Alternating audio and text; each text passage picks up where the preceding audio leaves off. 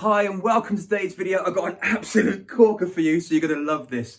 I'm about to introduce you to my ROI triangle, which stands for Return on Investment Triangle. And it's a very simple calculation so you can work out how long it's going to take you to get your money out of the deal and into the next. And it doesn't matter what property strategy you use, whether it's buy-to-let, service accommodation, HMOs, holiday lets, this calculation works for all. And I love to use this on family and friends to get some practice, but most importantly, when it matters, discuss this with investors. So when investors put you on the spot and say, Cole, how much is it going to cost? How much have we got to invest? Cole, what's going to be the cash flow? Cole, most importantly, how long is it going to take us to get our money back out the deal and invest into the next? I'll show you. Now, what we're going to do now is create a scenario. You're investing in me, and we're going to be buying a buy-to-let for £200,000.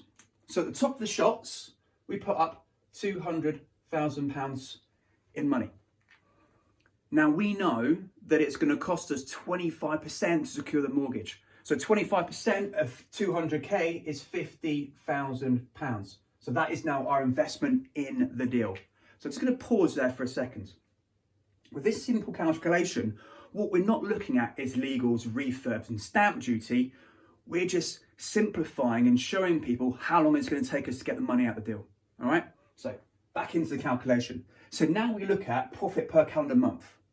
So we can go online very easily and get up a mortgage calculator.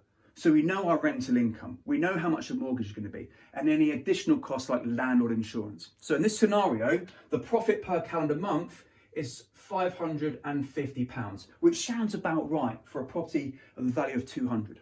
So this is now where we do our first calculation. So our investment of £50,000, we divide that by 550, which equals 91. So it's telling us, based on our profit per calendar month, it's going to take us 91 months to return our £50,000. So let's just finish off the sum. So 550 times 91 months equals £50,000. So you can see how it works, right? Pretty straightforward once you know it. But now let's dig a little bit deeper into the 91 months. So 91 months actually equals 8 years and 11 months. And as an investor, this is where our conversation forks. So one side of you will go, Carl, this is amazing. I love this property. £50,000 in. We're getting great return on our investment. I'm super happy. And off you go. The other part of you would go, Carl, this is amazing. I love this. This property is fantastic. £50,000 in, my money's secure. We're getting great return on investment. But Carl, this just doesn't work for me because it's going to take us 8 years and 11 months to get our money out the deal. It's just too long. And this is where I turn around to you as a sophisticated property investor and say, yeah, 8 years is too long. How about we do it in 4 years? You're like, what?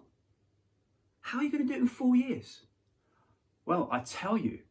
And you'll go, wow, tell me more. And I go, I will tell you more. I'll show you. So our property value is £200,000. Did you know across the UK, the average house price increases by 7.9%? If you don't believe me, go to our Office of National Statistics and it shows you.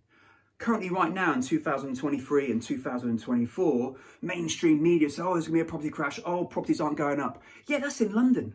They're talking about London, but they make it sound like the rest of the UK. In London at the moment, it's somewhere between 0 and 3% growth, maybe a little bit more. Some areas it's minus growth, right? But that's not the entire UK. There's areas in the UK that's absolutely booming right now. You just need to know where they are. So let's go back to the calculation. £200,000. I'm going to be super conservative and I'm not going to say 7.9%. I'm going to say 5%. So over a 2-year period, our property is going to go up by 5%. So 5% of £200,000 is £20,000. So at the end of year 2, as we go into year 3, our property is worth £220,000. Now, fast forward another 2 years. 5% of 220 is £21,000.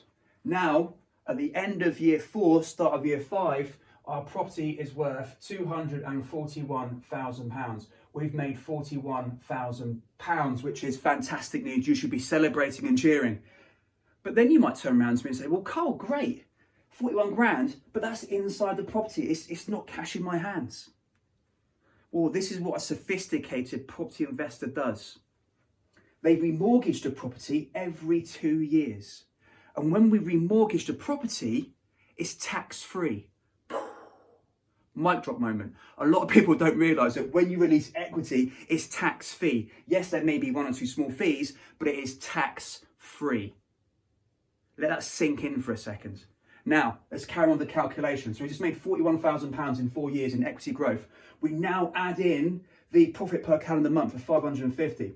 So 550 over 4 years, which is 48 months, is £26,400.